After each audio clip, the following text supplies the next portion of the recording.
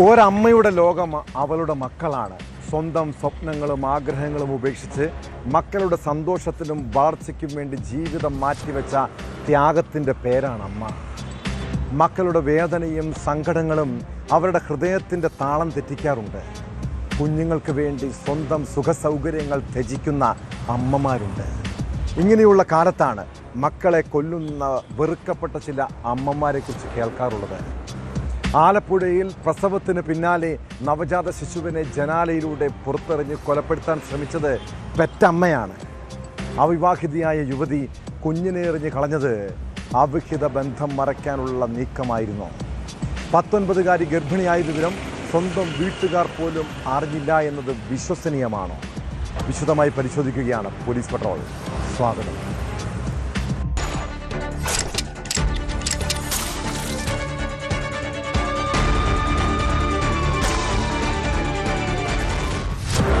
പുഴയിലെറിഞ്ഞും കിണറ്റിലെറിഞ്ഞും കഴുത്തറത്തും വരെയും കുഞ്ഞുങ്ങളെ കൊല്ലുന്ന കാലം. ഏതെങ്കിലും കൊടും കുറ്റവാളികളല്ല ഇത് ചെയ്യുന്നത്, പെറ്റമ്മമാരാണ്. സ്വന്തം മക്കളെപ്പോലും കൊലപ്പെടുത്തുന്ന മനോഭാവത്തിലേക്ക് അമ്മമാർ എങ്ങനെയാണ് എത്തുന്നത്? സ്വന്തം കുഞ്ഞുങ്ങൾ അമ്മയുടെ കരങ്ങളിൽ എത്രമാത്രം സുരക്ഷിതരാണ് എന്നത് നമ്മൾ ചിന്തിക്കേണ്ടിയിരിക്കുന്നു. മാതാവിനെക്കുറിച്ച് നാം സങ്കല്പിക്കുന്ന സ്നേഹവും സഹനവും കരുതലുമെല്ലാം നഷ്ടപ്പെടുന്ന സാഹചര്യം. ആലപ്പുഴയിൽ നവജാത ശിശുവിനെ അമ്മ ആശുപത്രിയുടെ ജനാലയിലൂടെ വലിച്ചെറിഞ്ഞ സംഭവം ഞെട്ടലോടെയാണ് കേട്ടത്. ഹരിപ്പാട് താലൂക്ക് ആശുപത്രിയിലെ ശുചിമുറിയിൽ പ്രസവിച്ചതിന് പിന്നാലെയാണ് 19കാരി കുഞ്ഞിനെ വലിച്ചെറിഞ്ഞത്. യുവതി ഗർഭിണിയായ വിവരം വീട്ടുകാർ പോലും അറിഞ്ഞിരുന്നില്ല. ശിശു വണ്ടാനം മെഡിക്കൽ കോളേജ് ന്യൂബോൺ ICUവിൽ ചികിത്സയിലാണ്.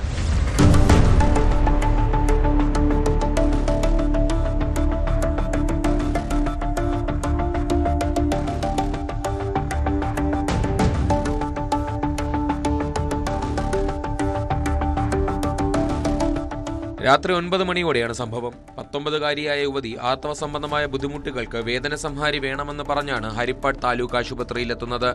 സഹോദരിയും ഒപ്പമുണ്ടായിരുന്നു. പെരുമാറ്റത്തിൽ സംശയം തോന്നിയ ആശുപത്രി അധികൃതർ വിശദമായ പരിശോധനയ്ക്ക് ശ്രമിച്ചെങ്കിലും യുവതി വഴങ്ങിയില്ല. വയറിനെ സംബന്ധിച്ച് ചോദിച്ചപ്പോൾ കൊഴുപ്പടിഞ്ഞതാണെന്നും അത് സംബന്ധിച്ച വിശദമായ സ്കാനിംഗ് ഉൾപ്പെടെ നടത്തിയിട്ടുണ്ടെന്നും പറഞ്ഞു. ഇടയ്ക്കിടെ ശുചിമുറിയിലേക്ക് പോയ യുവതി അവിടെ വെച്ച് പ്രസവിക്കുകയായിരുന്നു. പ്രസവശേഷം കുഞ്ഞിനെ ശുചിമുറിയുടെ ജനലിലൂടെ പുറത്തേക്ക് വലിച്ചെറിഞ്ഞു. അപ്പോൾ വന്നിരുന്ന സമയത്ത് തന്നെ ആൾക്ക് നല്ല വേദനയുണ്ട്, നടുവേദനയുണ്ട്, പെയിൻ കില്ലേഴ്സ് തരണമെന്ന് പറഞ്ഞ തന്നെ വന്നത്. നമ്മൾ പെയിൻ കില്ലേഴ്സ് കൊടുത്തിട്ട് പേഷ്യന്റ് ഒബ്സർവേഷൻ വെച്ചിരിക്കുകയായിരുന്നു. പക്ഷെ നമുക്ക് വയറ് കണ്ടിട്ട് ചെറിയൊരു സംശയം പോലെ ഉണ്ടായിരുന്നു. ഫ്രീക്വന്റ് ആയിട്ട് ഞാനും ഇവിടെ ഡോക്ടറും സിസ്റ്റർമാരും ഒക്കെ പോയി ചോദിക്കുന്നുണ്ടായിരുന്നു, ഇങ്ങനെ എന്തെങ്കിലും പീരീഡ്സ് മിസ്സായിട്ടുണ്ടോ അങ്ങനെയൊക്കെ. അപ്പം ആള് കറക്റ്റ് റെഗുലർ ആയിട്ട് പീരീഡ്സ് വരുന്നത്, അങ്ങനെ വേറെ പ്രശ്നങ്ങളൊന്നുമില്ല. പിന്നെ വയറ്റിൽ ചെറിയ കൊഴുപ്പടിഞ്ഞ പോലെ സംശയമുണ്ട്, ഇടയ്ക്ക് സ്കാൻ ചെയ്തപ്പം അങ്ങനെ റിപ്പോർട്ടൊക്കെ വന്നിട്ടുണ്ടെന്നൊക്കെ തന്നെ പറഞ്ഞിട്ടുണ്ട്. പിന്നെ നമുക്ക് സംശയം കാരണം ആളെ ഇടയ്ക്കിടയ്ക്ക് നമ്മൾ വാഷ് ചെയ്യുന്നുണ്ടായിരുന്നു. ഫ്രീക്വന്റ് ആയിട്ട് ഇങ്ങനെ ബാത്റൂമിൽ പോവുകയൊക്കെ ചെയ്യുന്നുണ്ടായിരുന്നു. അപ്പോൾ ഒരു 12 മണിയോടൊക്കെ അടുപ്പിച്ച് ഈ പേഷ്യന്റ് നമ്മൾ ഒബ്സർവേഷൻ നിൽക്കുന്ന സമയത്ത് ഒരു കുഞ്ഞിന്റെ കരച്ചിൽ കേട്ടിട്ടാ ഇവിടുത്തെ അസിസ്റ്റന്റ് ചേട്ടനും പിന്നെ ഡോക്ടറും എല്ലാം കൂടെ പോയി ബാക്കിൽ പോയി നോക്കുന്ന സമയത്ത് ഒരു പെൺകുഞ്ഞിനെ കിട്ടിയത്. അപ്പം തന്നെ പ്രാഥമിക ശുശ്രൂഷ നൽകിയിട്ട് 2 പേരെ നമ്മുടെ വണ്ടാനത്തേക്ക് റെഫർ ചെയ്തു.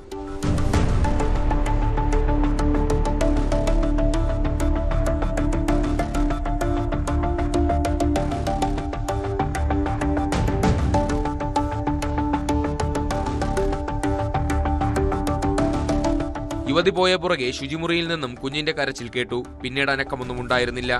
മുറിക്കുള്ളിൽ പ്രസവ സംബന്ധമായ രക്തവും മറ്റും ഉണ്ടായിരുന്നതായി ജീവനക്കാർ പറയുന്നു. ജനൽ ഭാഗത്തുകൂടി പുറത്തു വീണ്ടും നവജാത ശിശുവിന്റെ കരച്ചിൽ കേട്ടതോടെ തിരച്ചിൽ നടത്തുകയും പുറത്തുനിന്ന് കുട്ടിയെ കണ്ടെത്തുകയുമായിരുന്നു. ആരോഗ്യവതിയായ പെൺകുഞ്ഞിനെയും അമ്മയും പിന്നീട് മെഡിക്കൽ കോളേജ് ആശുപത്രിയിൽ പ്രവേശിപ്പിച്ചു.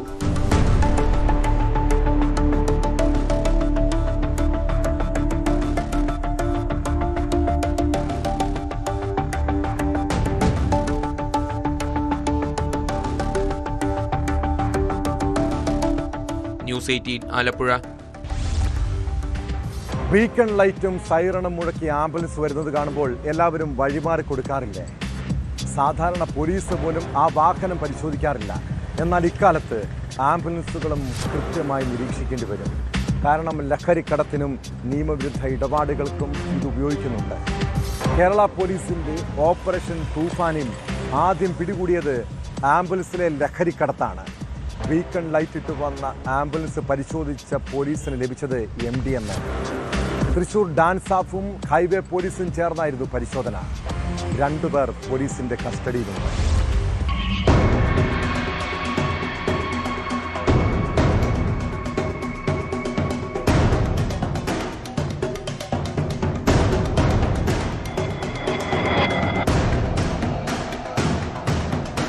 Thrissur city police commissioner Nakul Rajendra ദശ്മുഖിന് വന്ന ഫോൺ കോളിൽ നിന്നാണ് ആംബുലൻസിൽ ലഹരി മരുന്ന് കടത്തുന്നുവെന്ന വിവരം ലഭിച്ചത്. തുടർന്ന് പോലീസ് വാഹന പരിശോധന തുടങ്ങുകയായിരുന്നു. Thrissur district anti narcotic special action ഫോഴ്സും ഹൈവേ പോലീസും ചേർന്നായിരുന്നു പരിശോധന. ബീക്കൺ ലൈറ്റ് ഇട്ടായിരുന്നു ആംബുലൻസിന്റെ വരവ്. വെട്ടിക്കൽ അഞ്ചേരി സ്വദേശികളായ ഫെയ്ത്ത്, സന്ദീപ് എന്നിവർ സഞ്ചരിച്ചിരുന്ന ഷാരോൺ എന്ന ആംബുലൻസാണ് സംശയാസ്പദമായി എത്തിയത്. ഉദ്യോഗസ്ഥർ തടഞ്ഞു നിർത്തി പരിശോധിച്ചപ്പോൾ വാഹനത്തിനുള്ളിൽ രോഗിയില്ലായിരുന്നു. രോഗിയില്ലാതെ ബീക്കൺ ലൈറ്റ് എന്തിനെന്ന് ചോദിച്ചപ്പോൾ ഫെയ്ത്തും സന്ദീപും പരുങ്ങി. മൃതദേഹവുമായി ബംഗളൂരുവിൽ പോയിരുന്നതാണെന്നായിരുന്നു മറുപടി. എന്നാൽ മരിച്ചയാളുടെ പേരുവിവരങ്ങളും ഏത് ആശുപത്രിയിലാണ് പോയതെന്നും പോലീസ് ചോദിച്ചതോടെ പ്രതികൾ കുടുങ്ങി. തുടർന്ന് നടത്തിയ പരിശോധനയിൽ വാഹനത്തിന്റെ ഡ്രൈവറുടെ ക്യാബിന്റെ മുകളിൽ മാറ്റിനുള്ളിൽ ഒളിപ്പിച്ച നിലയിൽ 250 ഗ്രാമിലധികം MDMA കണ്ടെത്തുകയായിരുന്നു. സംഭവത്തിൽ ഇരുവരെയും പോലീസ് കസ്റ്റഡിയിലെടുത്തു. രാവിലെ വാണിയംപാറയിൽ നടത്തിയ പരിശോധനയിലാണ് 2 പേർ കസ്റ്റഡിയിലായത്. ബീക്കൺ ലൈറ്റ് ഇട്ട് വന്ന ആംബുലൻസുമായി ബന്ധപ്പെട്ട് കൂടുതൽ അന്വേഷണം പുരോഗമിക്കുകയാണെന്ന് പോലീസ് അറിയിച്ചു.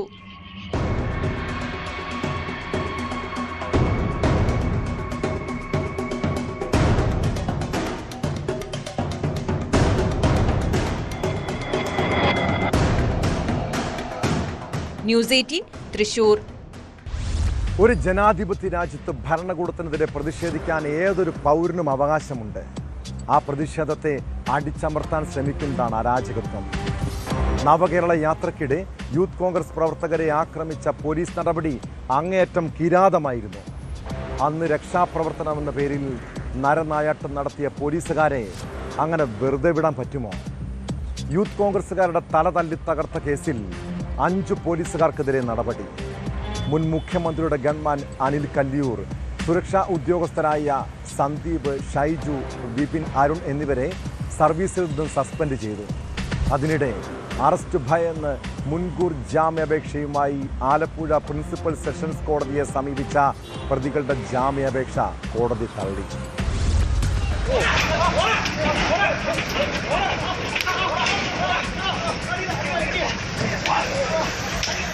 2023 ഡിസംബർ 15 മുൻ മുഖ്യമന്ത്രി പിണറായി വിജയന്റെ ഗൺമാൻമാർ യൂത്ത് കോൺഗ്രസ് പ്രവർത്തകരെ മർദ്ദിച്ച കേസിലാണ് വർഷങ്ങൾക്ക് ശേഷം വകുപ്പ് തല നടപടി.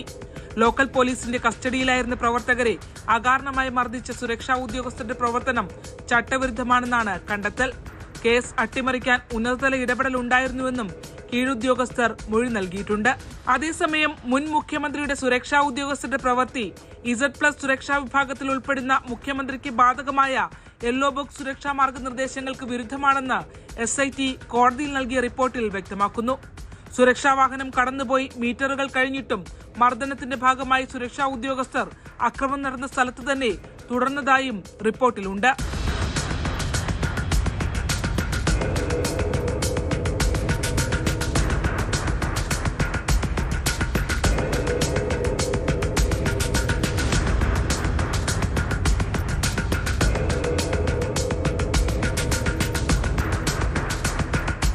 അന്വേഷണം പ്രാഥമിക ഘട്ടത്തിലാണെന്നും സുരക്ഷാ ഉദ്യോഗസ്ഥർക്ക് വീഴ്ച സംഭവിച്ചതായി ബോധ്യപ്പെട്ടെന്നും അന്വേഷണ ഉദ്യോഗസ്ഥനായ ബിജു പൗലോസ് കോടതിയെ അറിയിച്ചു. അതേസമയം പ്രതികളുടെ മുൻകൂർ ജാമ്യാപേക്ഷ ആലപ്പുഴ പ്രിൻസിപ്പൽ സെഷൻസ് കോടതി തള്ളി. ഈ ഒരു കേസ് കേവലം ഒരു രാഷ്ട്രീയ പകപോക്കലിൻ്റെതല്ല. എല്ലാ സമയത്തും വളരെ വ്യക്തമായി ഞാനും അജയ് ജുവൽ കുര്യാക്കോസും പറഞ്ഞിരുന്നു, ഇത് ഞങ്ങൾക്കേറ്റ ശാരീരിക മർദ്ദനത്തെ പ്രതി ഞങ്ങൾ നടത്തുന്ന ഒരു നിയമ പോരാട്ടമല്ല.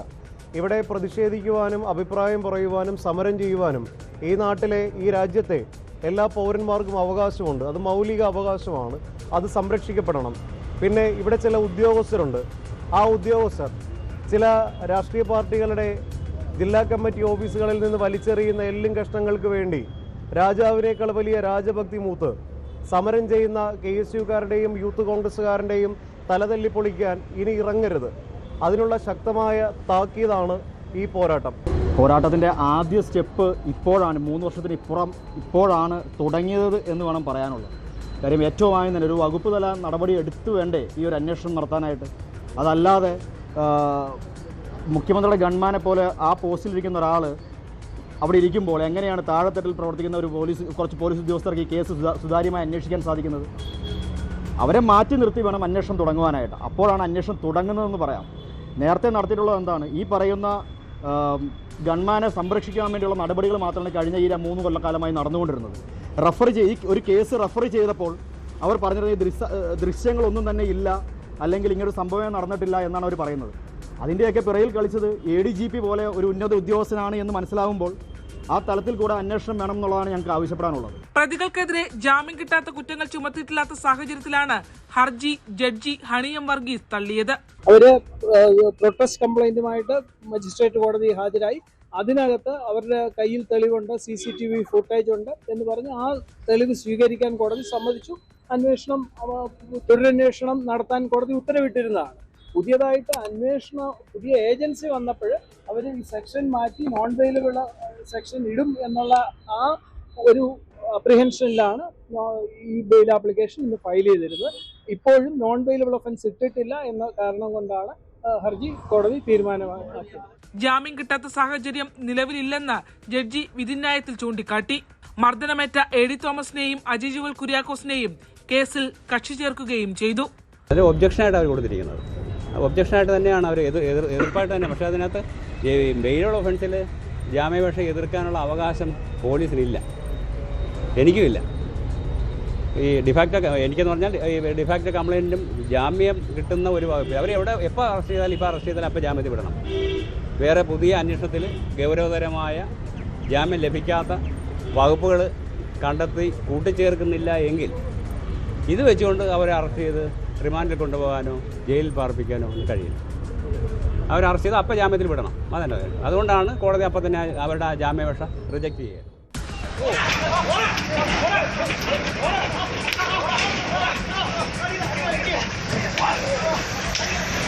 ന്യൂസ് 18 ആലപ്പുഴ. പ്രണയവും വിവാഹാഭ്യർത്ഥനയും നിരസിച്ചതിൻ്റെ പേരിൽ പക വീട്ടുന്ന, പ്രതികാരം ചെയ്യുന്ന സംഭവങ്ങൾ നമ്മൾ കേൾക്കാറുള്ളതാണ്. അതിൽ പലപ്പോഴും ഇരകളാകുന്നത് സ്ത്രീകളായിരിക്കും. എന്നാൽ കൊല്ലം അഞ്ചലിൽ വിവാഹം മുടങ്ങിയതിന് പക വീട്ടാനിറങ്ങിയ 2 യുവതികളുടെ കഥയാണ്. ഒരു പോലീസുകാരന് നേരെയാണ് 2 അംഗ സംഘം പ്രതികാരം ചെയ്യാനിറങ്ങിയത്. അഞ്ചൽ ആർച്ചലിൽ പോലീസുകാരൻ്റെ വീട്ടുമുറ്റത്തിരുന്ന ബൈക്ക് കത്തിച്ച സംഭവത്തിൽ 2 പേരെ പോലീസ് അറസ്റ്റ് ചെയ്തു. സൂര്യനാട് സ്വദേശിനി ആരതി, സുഹൃത്ത് ഗായത്രി എന്നിവരാണ് പിടിയിലായത്. മുഖ്യപ്രതി ആരതി പോലീസ് കസ്റ്റഡിയിൽ എലിവിഷം കഴിച്ച് ആത്മഹത്യക്ക് ശ്രമിക്കുകയും ചെയ്തു. ഇവരെ പാരിപ്പള്ളി മെഡിക്കൽ കോളേജ് ആശുപത്രിയിലേക്ക് മാറ്റി.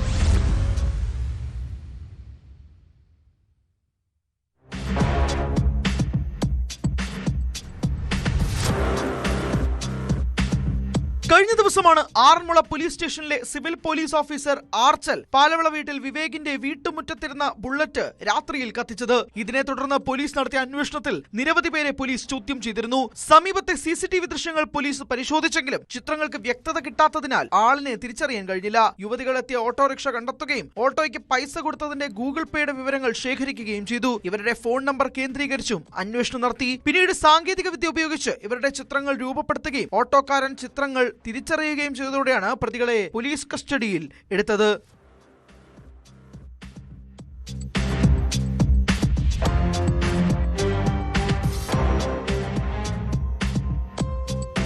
പോലീസിൽ അറസ്റ്റിലായ ആരതിയും വിവേകുമായുള്ള വിവാഹ നിശ്ചയം നടന്നിരുന്നു. പിന്നീട് ചില കാരണങ്ങളാൽ വിവാഹം മുടങ്ങുകയായിരുന്നു. ഇതിന്റെ വൈരാഗ്യമാണ് ബുള്ളറ്റ് കത്തിക്കാൻ ഇടയായതെന്നും സുഹൃത്തുക്കളായ 2 പേരും ചേർന്ന് കൃത്യം നിർവഹിച്ചുവെന്നാണ് പോലീസിന്റെ നിഗമനം. ശനിയാഴ്ച ആർച്ചലിൽ എത്തിയ ഇവർ അവിടത്തെ ലൈബ്രറിക്ക് സമീപം ഒളിച്ചിരിക്കുകയും രാത്രിയോടെ വിവേകിന്റെ വീട്ടുമുറ്റത്തെത്തി ബൈക്ക് കത്തിക്കുകയുമായിരുന്നു. ഭീഷണി കത്തും ഒപ്പം വെച്ചിരുന്നു. വീടിന്റെ പടികളിൽ കരിയോയിലും ഒഴിച്ചിരുന്നു. സംഭവത്തിന് ശേഷം പോലീസിന് അവിടെ നിന്ന് ലഭിച്ച കത്തിൽ ഒരു വിദ്യാർത്ഥി സംഘടനയുടെ പേര് കാണിക്കുകയും കേസ് വഴിതിരിച്ചുവിടാൻ ശ്രമം നടത്തുകയും ചെയ്തിരുന്നു. സംഭവത്തിന് പിന്നിൽ മറ്റാരുടെയെങ്കിലും സഹായം ഇവർക്ക് ലഭിച്ചിട്ടുണ്ടോ എന്നും പോലീസ് വിശദമായി അന്വേഷിക്കുന്നുണ്ട്.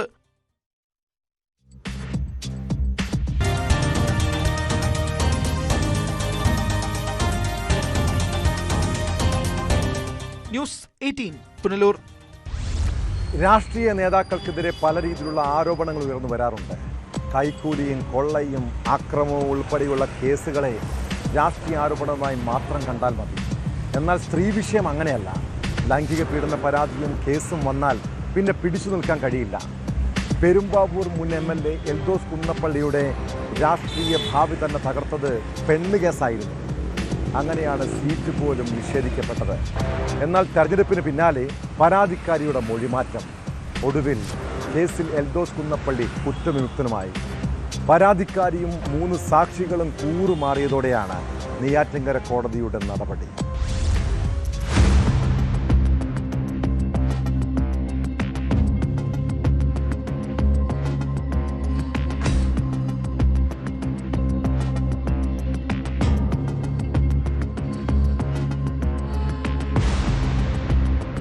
മുൻ MLA എൽദോസ് കുന്നപ്പള്ളി തന്നെ പീഡിപ്പിച്ചിട്ടില്ലെന്ന് പരാതിക്കാരി കഴിഞ്ഞ ദിവസം മൊഴി മാറ്റിയതോടെയാണ് കോടതിയുടെ നടപടി. നെയ്യാറ്റിൻകര കോടതിയിൽ നേരിട്ടെത്തിയാണ് യുവതി മൊഴി നൽകിയത്. പരാതിക്കാരിക്കൊപ്പമുണ്ടായിരുന്ന 2 സാക്ഷികളുടെ മൊഴികളും പ്രതികൾക്ക് അനുകൂലമായി. 2ഉം 3ഉം പ്രതികളും MLAയുടെ സുഹൃത്തുക്കളുമായ റനീഷ, സിപ്പി നൂറുദ്ദീൻ എന്നിവർ ഭീഷണിപ്പെടുത്തിയിട്ടില്ലെന്നും വിചാരണയ്ക്കിടെ അതിജീവിത കോടതിയോട് പറഞ്ഞു. ഏത് സാഹചര്യത്തിലാണ് പരാതിക്കാരി മൊഴി മാറ്റിയതെന്നതിൽ വ്യക്തതയില്ല. ഇതിന് പിന്നാലെയാണ് എൽദോസ് കുന്നപ്പള്ളിയെ കോടതി കുറ്റവിമുക്തനാക്കിയത്. ഞാൻ അന്ന് പറഞ്ഞു, സത്യം ഒരിക്കൽ ജയിക്കും. അത് ബഹുമാനപ്പെട്ട കോടതിയിൽ എനിക്ക് വിശ്വാസമുണ്ട്, നീതിന്യായ വ്യവസ്ഥയിലും എനിക്ക് വിശ്വാസമുണ്ട്. അതുകൊണ്ട് ഈ കേസിൽ എന്നെ കുറ്റവിമുക്തനാക്കുമെന്ന് ആദ്യമേ പറഞ്ഞ ഒരാളാണ് ഞാൻ. ഇത് ഞാൻ എൻ്റെ പാർട്ടിയോടും പറഞ്ഞിട്ടുണ്ട്, പത്രമാധ്യമങ്ങളോടും പറഞ്ഞിട്ടുണ്ട്. ഒരു പ്രതിസന്ധി ഉണ്ടാകുമ്പോൾ തീർച്ചയായും സംസ്ഥാന ഗവൺമെന്റും പോലീസുമൊക്കെ കൃത്യമായ അന്വേഷണങ്ങൾ നടത്തിയിട്ട് വേണം ഒരാളെ പ്രതി ചേർക്കാനും. അയാളുടെ രാഷ്ട്രീയ ഭാവിയാണെങ്കിലും സ്വന്തം ഫാമിലിയിൽ ഉണ്ടാകുന്ന പ്രശ്നങ്ങളൊക്കെ ചർച്ച ചെയ്യേണ്ട ഒരു കാലഘട്ടത്തിലേക്ക് നമ്മൾ മാറിയിരിക്കുകയാണ്. ഏതായാലും എനിക്ക് നിങ്ങളെല്ലാവരും നന്ദിയുണ്ട്. ബഹുമാനപ്പെട്ട കോടതി എന്നെ കുറ്റവിമുക്തനാക്കിയതിൽ എനിക്ക് ഒരുപാട് നന്ദിയും സന്തോഷമുണ്ട്.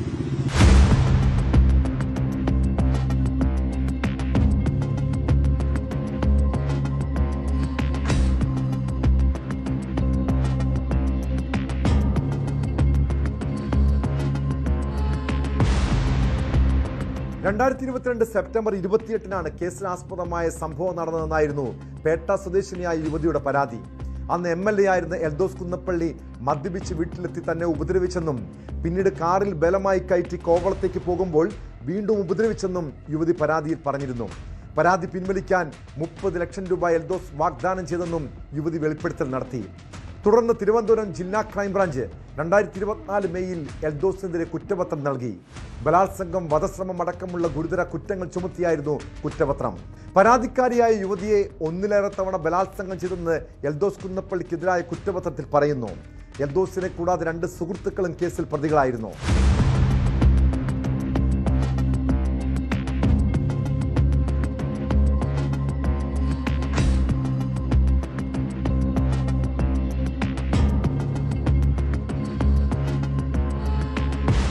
ന്യൂസ് 18 നെയ്യാറ്റിൻകര. പൊതുസമൂഹത്തിൽ ഏറ്റവും മാതൃകയായി ജീവിക്കേണ്ടവരാണ് രാഷ്ട്രീയ നേതാക്കൾ. പ്രത്യേകിച്ച് അവരുടെ വ്യക്തി ജീവിതത്തിൽ കളങ്കം സംഭവിച്ചാൽ രാഷ്ട്രീയ ഭാവി തന്നെ ഇല്ലാതാകും. അതിനുള്ള ഉദാഹരണമാണ് രാഹുൽ മാങ്കൂട്ടത്തിലും എൽദോസ് കുന്നപ്പള്ളിയും. പ്രമുഖ നേതാക്കൾ മാത്രമല്ല, പ്രാദേശിക നേതാക്കളും ഇക്കാര്യത്തിൽ ജാഗ്രത പുലർത്തണം കേട്ടോ. പാലക്കാട് നഗരസഭാ കൗൺസിലർ പ്രശോഭനത്തിനായ ലൈംഗിക പീഡന കേസും കോൺഗ്രസിന് വലിയ നാണക്കേടായതാണ്. ദളിത് യുവതിയെ പീഡിപ്പിച്ചെന്ന കേസിൽ പ്രശോഭിൻ്റെ മുൻകൂർ ജാമ്യം ഹൈക്കോടതിയും തള്ളിയിരിക്കുന്നു. മണ്ണാർക്കാട് SC/ST കോടതി മുൻകൂർ ജാമ്യം തള്ളിയതോടെയാണ് പ്രശോഭ് ജാമ്യം തേടി ഹൈക്കോടതിയെ സമീപിച്ചത്. പരാതി വന്ന് മാസങ്ങളായിട്ടും പോലീസിന് പ്രതിയെ പിടികൂടാൻ ഇതുവരെ സാധിച്ചിട്ടില്ല.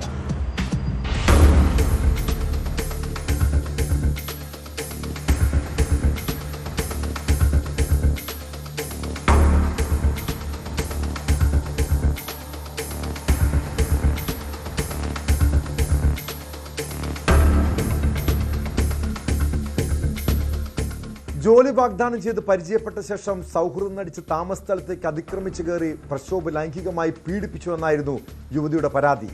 ജില്ലാ പോലീസ് മേധാവിയുടെ നിർദ്ദേശപ്രകാരം പാലക്കാട് ടൗൺ സൗത്ത് പോലീസാണ് കേസ് രജിസ്റ്റർ ചെയ്തത്. പ്രതിയെ പിടികൂടാൻ പോലീസ് വ്യാപക അന്വേഷണം നടത്തുന്നതിനിടെ പാലക്കാട്ടെ ഒരു അഭിഭാഷകൻ മുഖേന മണ്ണാർക്കാട് SC/ST പ്രത്യേക കോടതിയിൽ പ്രശോഭ് മുൻകൂർ ജാമ്യാപേക്ഷ നൽകിയിരുന്നു.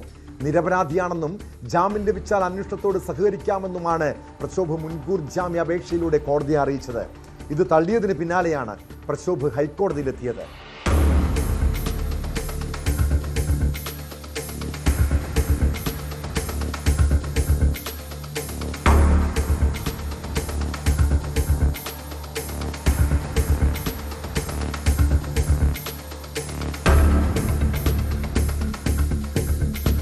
തനിക്കെതിരായ പരാതി അടിസ്ഥാനരഹിതമാണെന്നും FIR രജിസ്റ്റർ ചെയ്തതിൽ ഉൾപ്പെടെ പിഴവുണ്ടായെന്നും മുൻകൂർ ജാമ്യാപേക്ഷയിൽ ചൂണ്ടിക്കാട്ടിയിരുന്നു. ഈ ഘട്ടത്തിൽ പ്രക്ഷോഭന് ജാമ്യം അനുവദിക്കരുതെന്നും അങ്ങനെയെങ്കിൽ കേസ് അട്ടിമറിക്കപ്പെടുമെന്നുമാണ് പ്രോസിക്യൂഷൻ വാദിച്ചത്. പരാതിയിൽ കടമുണ്ടെന്ന് പ്രഥമദൃഷ്ട്യാ മനസ്സിലായിട്ടുള്ളതാണെന്നും പ്രോസിക്യൂഷൻ കോടതിയെ അറിയിച്ചു. ജോലി വാഗ്ദാനം നൽകി പീഡിപ്പിച്ചെന്ന പരാതിയാണെങ്കിൽ അതിൽ ജാതി ഒരു ഘടകമായി വരുന്നില്ലെന്നും അതിനാൽ SC/ST വകുപ്പ് പ്രകാരമുള്ള കുറ്റം ചുമത്താൻ കഴിയില്ലെന്നും പ്രക്ഷോഭ് ഹൈക്കോടതിയിൽ സമർപ്പിച്ച ഹർജിയിൽ വാദിച്ചിരുന്നു. പരാതിക്കാരിയായ യുവതിയുമായി ദീർഘകാലമായി അടുപ്പമുണ്ട്. ഈ ബന്ധം പുറലോകമറിഞ്ഞപ്പോൾ മാത്രമാണ് തനിക്കെതിരെ പരാതി നൽകിയതെന്നായിരുന്നു പ്രക്ഷോഭിന്റെ വാദം.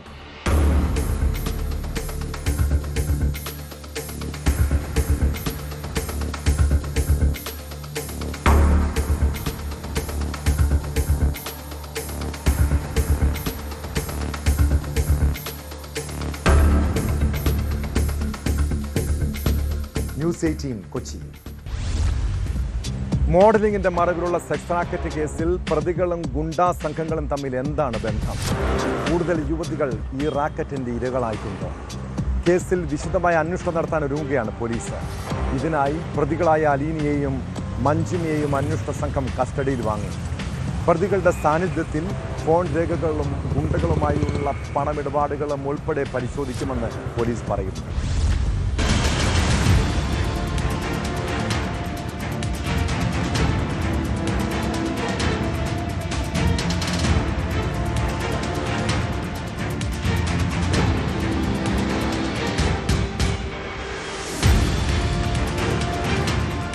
പ്രതികളായ മഞ്ജുമയെയും അലീനയെയും ബുധനാഴ്ച വൈകിട്ട് 5 മണിവരെ ചോദ്യം ചെയ്യാനാണ് പോലീസിന്റെ കസ്റ്റഡിയിൽ വിട്ടു നൽകിയിരിക്കുന്നത്. ഒന്നാം പ്രതി സിന്ധുവും അലീനയും മഞ്ജുമയുമായി നിരവധി തവണ പണമിടപാടുകൾ നടന്നിട്ടുണ്ടെന്നും അലീനയുടെ സുഹൃത്തും ഗുണ്ടാ നേതാവുമായ ഔറംഗസീബിനും സിന്ധു പണം നൽകിയതായും പോലീസ് കോടതിയിൽ സമർപ്പിച്ച കസ്റ്റഡി അപേക്ഷയിൽ പറയുന്നു. എറണാകുളം ജുഡീഷ്യൽ 1ാം ക്ലാസ് മജിസ്ട്രേറ്റ് കോടതിയാണ് കേസ് പരിഗണിച്ചത്. പ്രതികളുടെ പണമിടപാടുകളിൽ വ്യക്തത വരുത്തേണ്ടതുണ്ട്. പല സമയങ്ങളിലായി വൻതുക ഗുണ്ടാ സംഘങ്ങൾക്ക് ഇവർ കൈമാറിയിട്ടുണ്ട്. ഇത് എന്തിനാണെന്ന് ഇതുവരെ വ്യക്തമാക്കിയിട്ടില്ല.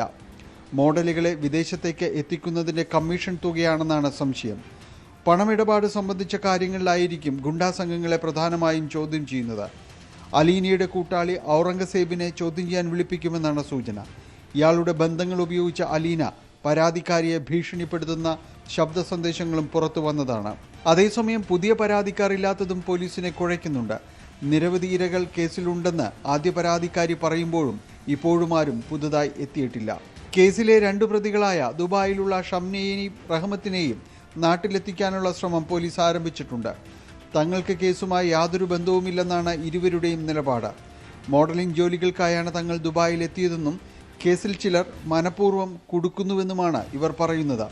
ഇതുവരെയും കേസിൽ 4 അറസ്റ്റുകൾ ആണ് നടന്നിട്ടുള്ളത്. കസ്റ്റഡിയിൽ വാങ്ങിയ പ്രതികളെ ചോദ്യം ചെയ്തതിനു ശേഷം മുഖ്യപ്രതികളായ ബിലാലിനെയും സിന്ധുവിനെയും ചോദ്യം ചെയ്യാൻ അന്വേഷണ സംഘം കസ്റ്റഡിയിൽ വാങ്ങും.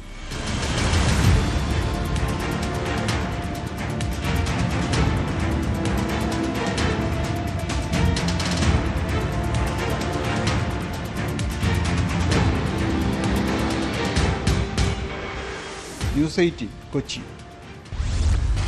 നമുക്ക് ജോലി തരുന്ന സ്ഥാപനത്തോട് വിശ്വസ്തതയും കൂറും പുലർത്തേണ്ടത് ഓരോ ജീവനക്കാരുടെയും ഉത്തരവാദിത്തമാണ്. എന്നാൽ ഇക്കാലത്ത് ആരെയാണ് വിശ്വസിക്കാൻ കഴിയുന്നത്? BLM ഹൗസിംഗ് കോഓപ്പറേറ്റീവ് സൊസൈറ്റിയിൽ നിന്ന് പണം തട്ടിയ ജീവനക്കാരുടെ തട്ടിപ്പിലേക്കാണ്. കേസിൽ മുൻ ജീവനക്കാരി ഉൾപ്പെടെ 4 പേർക്കെതിരെ പോലീസ് കേസെടുത്തു. മുൻ ജീവനക്കാരി സോണിയ സെബാസ്റ്റ്യൻ, നിതിൻ ഗിരീഷ്, അലക്സിൻ ജിജോ ഉൾപ്പെടെയുള്ളവരാണ് പ്രതികൾ. സൊസൈറ്റിയുടെ കോതമംഗലം ശാഖയിൽ നിന്ന് 35 ലക്ഷം രൂപ അനധികൃതമായി മറ്റൊരു അക്കൗണ്ടിലേക്ക് മാറ്റി തട്ടിയെടുത്തെന്നാണ് പരാതി.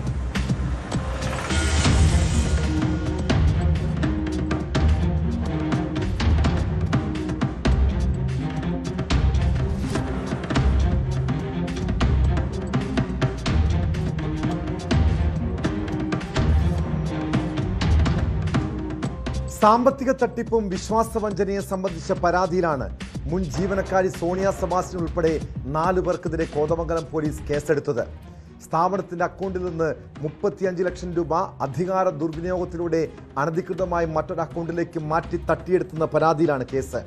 സൊസൈറ്റിയുടെ ലീഗൽ ആൻഡ് റിക്കവറി വിഭാഗം മേധാവി മുഹമ്മദ് സബീർ നൽകിയ പരാതിയുടെ അടിസ്ഥാനത്തിലാണ് മുൻ ജീവനക്കാരായ സോണിയ സെബാസ്റ്റ്യൻ, നിതിൻ ഗിരീഷ്, അലക്സിൻ ജിജോ, ടിറ്റി ജേക്കബ് എന്നിവർക്കെതിരെ കേസ് രജിസ്റ്റർ ചെയ്തത്. 2021 2 ഘട്ടങ്ങളിലായി 35 ലക്ഷം രൂപ ടിറ്റി ജേക്കബിന്റെ അക്കൗണ്ടിലേക്ക് മാറ്റി പിന്നീട് പണം പിൻവലിച്ച് ദുരുപയോഗം ചെയ്തതായാണ് പരാതിയിലെ ആരോപണം.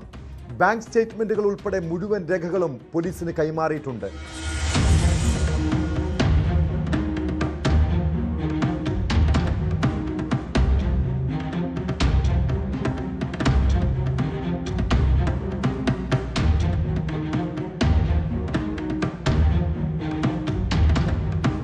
എറണാകുളം സ്വദേശിയായ ഒരു ചാർട്ടേഡ് അക്കൗണ്ടിൽ നിന്ന് 50 ലക്ഷം രൂപ തട്ടിയെടുത്ത കേസിൽ എറണാകുളം നോർത്ത് പോലീസ് അറസ്റ്റ് ചെയ്ത സോണിയ സെബാസ്റ്റ്യൻ ഏതാനും ദിവസങ്ങൾക്ക് മുൻപാണ് കാക്കനാട് വനിതാ ജയിലിൽ നിന്നും പുറത്തിറങ്ങിയത്.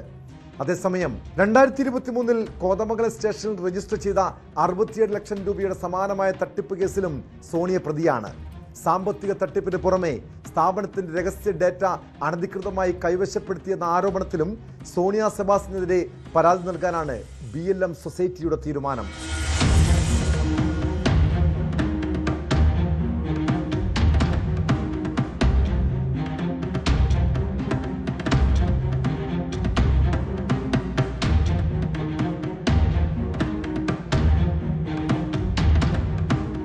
ന്യൂസ് 18 കോതമംഗലം. രാത്രിയിൽ ഉറങ്ങുന്നതിന് മുൻപ് വീടിൻ്റെ വാതിലും ജനലുമൊക്കെ അടച്ചിട്ടുണ്ടോ എന്ന് നിങ്ങൾ ഉറപ്പുവരുത്താറുണ്ടോ? ഇല്ലെങ്കിൽ പല അപകടങ്ങളും സംഭവിക്കാം. പ്രത്യേകിച്ച് കവർച്ചാ സംഘങ്ങൾ ആദ്യം പരിശോധിക്കുന്നത് ജനലുകളാണ്. അത് അടച്ചില്ലെങ്കിൽ കള്ളന്മാർക്ക് കാര്യങ്ങൾ എളുപ്പമായിരിക്കും.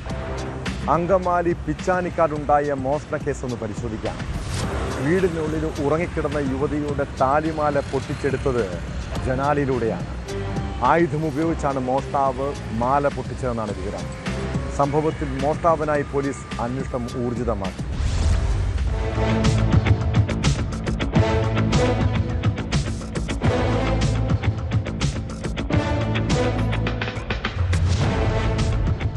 അങ്കമാലി പീച്ചാനിക്കാട് പള്ളിയാൻ വീട്ടിൽ അനൂപ് പാപ്പച്ചന്റെ ഭാര്യ മീനു അനുവിന്റെ സ്വർണ്ണമാലയാണ് മോഷണം പോയത്.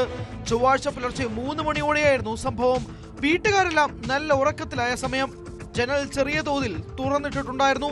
മുറിയിൽ കിടന്നുറങ്ങുന്ന യുവതിയും കഴുത്തിലെ മാലയും മോഷ്ടാവിന്റെ ശ്രദ്ധയിൽപ്പെട്ടു. ജനലിനുള്ളിലൂടെ കൈയിട്ട് ആയുധം ഉപയോഗിച്ചാണ് മോഷ്ടാവ് മാല പൊട്ടിച്ചത്. കഴുത്തിന് വലിവ് അനുഭവപ്പെട്ടതോടെ യുവതി ഉണർന്നു. മോഷ്ടാവാണെന്ന് മനസ്സിലായ യുവതി ഉച്ചത്തിൽ ബഹളം വെച്ചു. എഴുന്നേറ്റ് ജനലിലൂടെ നോക്കിയപ്പോൾ തൊട്ടടുത്ത വീടിന് സമീപത്തൂടെ ഒരാൾ ഓടിമറയുന്നതും ശ്രദ്ധയിൽപ്പെട്ടെന്ന് യുവതി പറയുന്നു. എനിക്ക് കഴുത്തിന്റെ ഇവിടെ നിന്ന് ഒരു വലിച്ചില് പോലെ തോന്നി.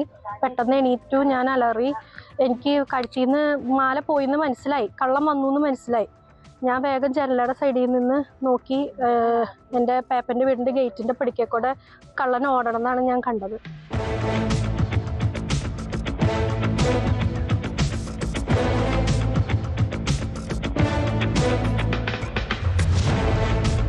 മാല പൊട്ടിക്കാൻ ശ്രമിക്കുന്നതിനിടെ യുവതിയുടെ കഴുത്തിന് പോറലേറ്റിട്ടുണ്ട്.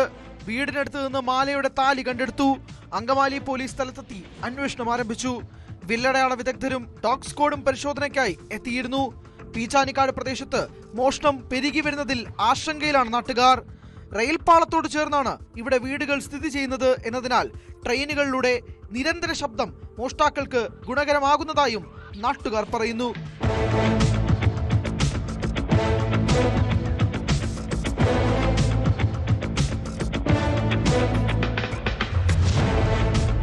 ന്യൂസ് 18 കൊച്ചി. തമിഴ്നാട്ടിൽ നിന്ന് നാടോടികളായ മോഷണ സംഘം കേരളത്തിലേക്ക് വ്യാപകമായി എത്തിയിട്ടുണ്ട്. ബസ് സ്റ്റാൻഡുകളും തിരക്കുള്ള സ്ഥലങ്ങളുമൊക്കെ കേന്ദ്രീകരിച്ചാണ് കവർച്ച.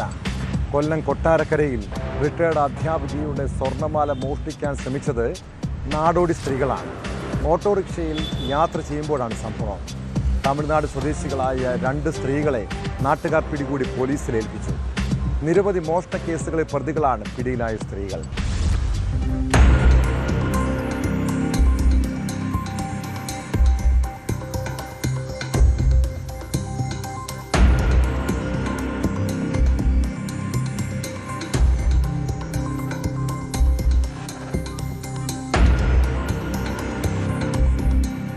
വാളകം ജംഗ്ഷനിൽ നിന്നും അണ്ടൂർ ഭാഗത്തേക്ക് ഓട്ടോയിൽ പോകാനായി നിന്ന റിട്ടയർഡ് അധ്യാപക കുഞ്ഞുമോളുടെ ചലനങ്ങൾ മനസ്സിലാക്കിയായിരുന്നു മോഷ്ടാക്കളുടെ നീക്കം. ഓട്ടോയിലേക്ക് വിളിച്ചു കയറ്റുകയും യാത്രക്കിടയിൽ കുഞ്ഞുമോളുടെ 2.5 പവൻ മാല മോഷ്ടിക്കാൻ ശ്രമിക്കുകയുമായിരുന്നു. മാല പൊട്ടി വീണതോടെയാണ് കുഞ്ഞുമോൾ മോഷണ വിവരം അറിയുന്നത്. ഞാൻ നിൽക്കുന്ന സമയത്ത് 2 സ്ത്രീകൾ നിൽക്കുന്നു. ഒരു സ്ത്രീ ഓട്ടോയിൽ കയറി ഇരിക്കുന്നു. അപ്പോൾ ചേച്ചി അങ്ങോട്ട് വന്നോ, എങ്ങോട്ട് വന്നോ, ചേച്ചി കയറിക്കോ എന്ന് പറഞ്ഞ് വിളിച്ച് കയറ്റുന്നു. കയറി കഴിഞ്ഞപ്പോഴത്തേക്ക് വേറൊരു സ്ത്രീയുടെ അടുത്ത് കയറുന്നു. അങ്ങനെ അവരെ ഇടയ്ക്കിരുത്തുന്നു. ഏതാണ്ട് ഒരു 2-3 കിലോമീറ്ററേ ഉള്ളൂ ടീച്ചറെ വീട്ടിൽ വരാൻ. ഇറങ്ങാൻ നേരത്തെ നോക്കിയപ്പോൾ വേണം മാല പൊട്ടി ഇങ്ങനെ തൂങ്ങി മടി കിടക്കുന്നു. ടീച്ചറെ മാല എടുത്തു, എന്നും പോയിട്ടില്ല, എല്ലാം നഷ്ടപ്പെടാതെ കൈ കിട്ടി. പക്ഷേ അത് ടീച്ചറത് കണ്ടപ്പോഴത്തേക്ക് ഭയന്ന് അവിടെ ആട്ടോക്കാരനും അറിയുന്നു, അവിടെ നിന്നവരറിയുന്നു. ചുരുക്കി പറഞ്ഞാൽ ഇവർക്ക് പോകാൻ പറ്റാത്ത വിധത്തിലായി. ഇവർ പറഞ്ഞു, ചേച്ചി മാലയാണ്, ഞങ്ങൾക്ക് മാലയുണ്ട്, ഞങ്ങൾ മാലയുടെ ഒന്നും ആവശ്യമില്ല, ചേച്ചിനെല്ലാം കിട്ടിയല്ലോ, ഇനി ഞങ്ങൾ പൊക്കോട്ടെ എന്ന് പറഞ്ഞുകൊണ്ടൊക്കെ ശ്രമകരമായ ചില വർത്തമാനങ്ങൾ നടത്തി. പക്ഷേ ആൾക്കാർ വിട്ടില്ല. അപ്പോഴത്തേക്കും എന്നെ വാളകത്ത് പോലീസ് ഹെഡ് കോൺസ്റ്റബിൾസ് പറഞ്ഞു, അവർ വന്നു. തമിഴ്നാട് സ്വദേശിനികളായ പാർവതി, കല്യാണി എന്നിവരെയാണ് നാട്ടുകാർ ഇടപെട്ട് പോലീസിൽ ഏൽപ്പിച്ചത്. ജില്ലയിൽ നിരവധി മോഷണ കേസുകൾ പ്രതികളാണ് ഇരുവരുമെന്ന് പോലീസ് അറിയിച്ചു. KSRTC ബസ്സിൽ യാത്രക്കാരുടെ മാല കവർന്ന കേസിൽ വാറണ്ട് നിലനിൽക്കെയാണ് ഇപ്പോൾ മറ്റൊരു കേസ് കൂടി ഉണ്ടായിരിക്കുന്നത്. കോടതിയിൽ ഹാജരാക്കി പ്രതികളെ റിമാൻഡ് ചെയ്തു.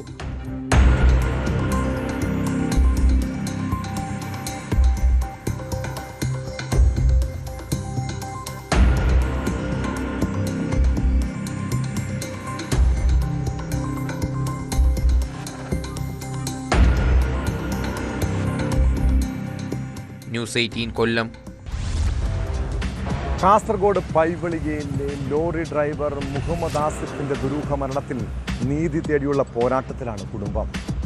ആ ചെറുപ്പക്കാരന് എന്താണ് സംഭവിച്ചതെന്ന കാര്യത്തിൽ 1.5 വർഷമായിട്ടും ഒരു വിവരവുമില്ല. രാഷ്ട്രീയ ഇടപെടൽ കാരണം കേസ് അട്ടിമറിച്ചതാണ് ബന്ധുക്കളുടെ ആരോപണം. അങ്ങനെയാണ് അവർ CBI അന്വേഷണം ആവശ്യപ്പെട്ട് ഹൈക്കോടതിയെ സമീപിച്ചത്. ആസിഫിന്റെ മാതാവിന്റെ ഹർജിയിൽ വിശദീകരണം ആവശ്യപ്പെട്ട് പോലീസിന് നോട്ടീസ് അയക്കാൻ കോടതി ഉത്തരവിട്ടു.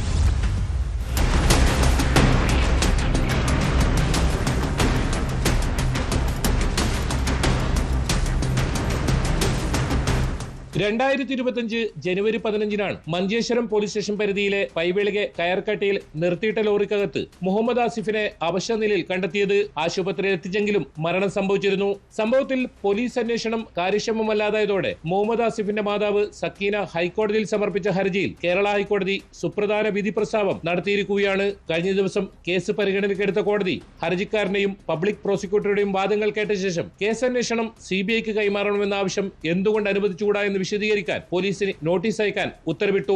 മരണത്തിൽ ദുരൂഹത നിലനിൽക്കെ പ്രാഥമിക അന്വേഷണത്തിൽ കൊലപാതക സാധ്യത ഉയർന്നിട്ടും അന്വേഷണത്തിൽ പുരോഗതി ഉണ്ടായില്ലെന്ന വിമർശനമാണ് കുടുംബവും നാട്ടുകാരും ഉയർത്തുന്നത്. തികച്ചും ആ ബായാർപതാവിൽ നടന്ന ആ ടിപ്പറിനുള്ളിൽ വെച്ച് നടന്ന അതൊരു കൊലപാതകം തന്നെയാണെന്നുള്ളത് ഏത് കൊച്ചു കുട്ടിക്കും മനസ്സിലാകുന്ന ഒരു വസ്തുതയാണ്. ആ വസ്തുതയെ വളച്ചൊടിച്ചുകൊണ്ട് അത് ഒന്നുമല്ലാതാക്കി തീർക്കുന്നതിന് വേണ്ടിയിട്ടുള്ള ഒരു ശ്രമമാണ് അവിടെ നടന്നത്. അന്ന് നൈറ്റ് പട്രോളിംഗിൽ ഉണ്ടായിരുന്ന ആ പോലീസുകാരുടെ അവരുടെ മൊഴിയെടുക്കാനോ അല്ലെ അവരെ കണ്ടെത്താനോ പോലും അതിന് നടപടിയെടുക്കേണ്ടവർ തയ്യാറായിട്ടില്ല എന്നുള്ള ഒരു വസ്തുതയാണ്. ഇനി വരുന്ന കാലഘട്ടത്തിൽ ഇനി വരുന്ന മുന്നോട്ടുള്ള നടപടികളിൽ ഞങ്ങൾക്ക് പൂർണ്ണ വിശ്വാസമുണ്ട്. ഈ കേസിലെ കുറ്റവാളികൾ ആരായാലും അവർ പുറത്തു വരിക തന്നെ ചെയ്യും എന്നുള്ളതിൽ യാതൊരു തർക്കവുമില്ല. രാഷ്ട്രീയ സ്വാധീനത്തിന്റെ പേരിൽ കുറ്റാരോപിതർ രക്ഷപ്പെടുകയാണെന്ന ആക്ഷേപവുമുണ്ട്. മകൻ നഷ്ടപ്പെട്ട അമ്മയുടെയും കുടുംബത്തിന്റെയും വേദന കോടതി ഗൗരവത്തോടെ പരിഗണിച്ചതായാണ് നിയമവൃത്തങ്ങൾ വിലയിരുത്തുന്നത്. ഹൈക്കോടതിയുടെ പുതിയ ഇടപെടൽ കേസന്വേഷണത്തിൽ നിർണായക വഴിത്തിരിവാകുമെന്ന പ്രതീക്ഷയിലാണ് കുടുംബവും നാട്ടുകാരും.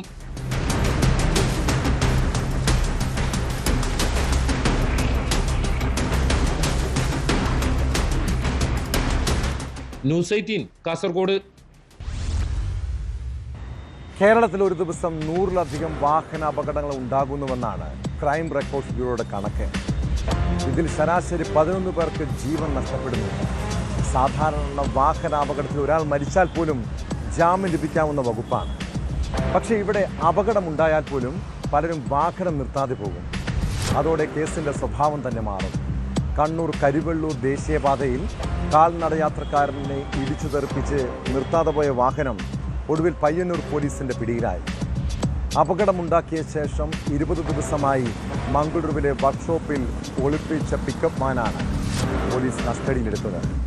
വാഹനത്തിൻ്റെ ഡ്രൈവർ മുഹമ്മദ് അൽഫാബിനെ അറസ്റ്റും ചെയ്തു.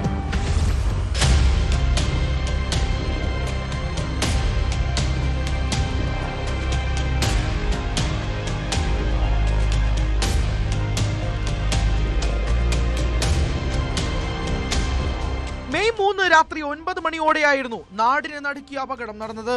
കരിവെള്ളൂർ ചെറുമുലയിലെ സുധീഷ് എന്ന ചെറുപ്പക്കാരൻ കരിവെള്ളൂർ ഗവൺമെന്റ് ആശുപത്രിക്ക് സമീപം റോഡ് മുറിച്ചു കടക്കുന്നതിനിടെ കണ്ണൂർ ഭാഗത്തേക്ക് പോവുകയായിരുന്ന വാഹനമിടിച്ച് മരണപ്പെടുകയായിരുന്നു.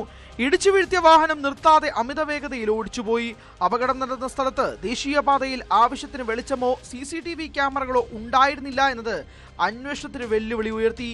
പിൻഭാഗം മൂടിയ ഒരു വാഹനമാണ് അപകടമുണ്ടാക്കിയതെന്ന ദൂരെ നിന്ന് കണ്ട ഒരു ദൃക്സാക്ഷിയുടെ അവ്യക്തമായ സംശയം മാത്രമായിരുന്നു പോലീസിന് മുന്നിലുണ്ടായിരുന്ന പിടിവള്ളി. ഈ പ്രതിസന്ധി ഘട്ടത്തിലാണ് പയ്യന്നൂർ പോലീസ് സ്റ്റേഷനിലെ സിവിൽ ഓഫീസർമാരായ പ്രമോദ് കടമ്പേരി, അബ്ദുൾ ജബ്ബാർ, അബി സിനാൻ എന്നിവരടങ്ങുന്ന പ്രത്യേക സ്ക്വാഡിനെ കേസ് ഏൽപ്പിക്കുന്നത്. തുടക്കത്തിൽ യാതൊരുവിധ സൂചനകളും ലഭിക്കാതിരുന്നിട്ടും പോലീസ് സംഘം പിന്മാറിയില്ല.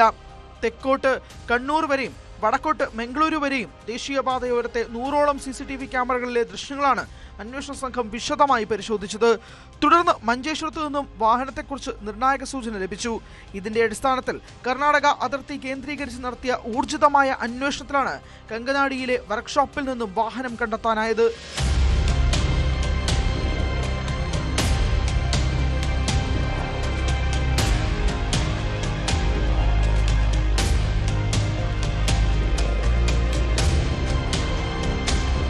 മംഗളൂരുവിൽ നിന്ന് കണ്ണൂരിലേക്ക് മത്സ്യവുമായി പോവുകയായിരുന്ന പിക്കപ്പ് വാനാണ് അപകടമുണ്ടാക്കിയതെന്ന് പോലീസ് സ്ഥിരീകരിച്ചു.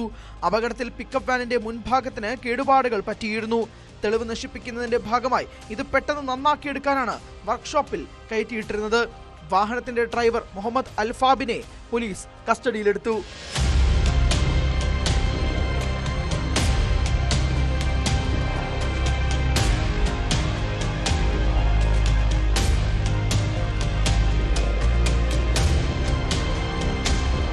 ന്യൂസ് 18 പയ്യന്നൂർ.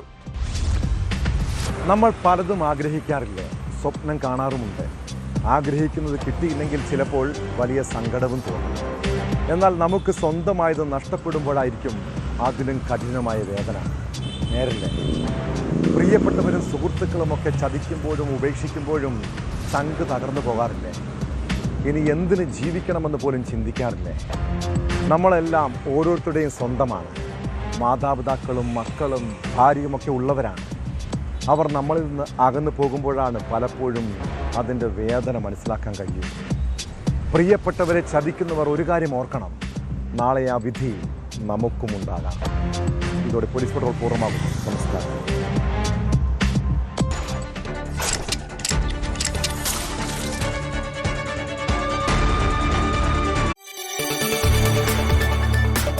കൂടുതൽ വാർത്തകൾക്ക് news 18 Keralam YouTube channel subscribe ചെയ്യുക.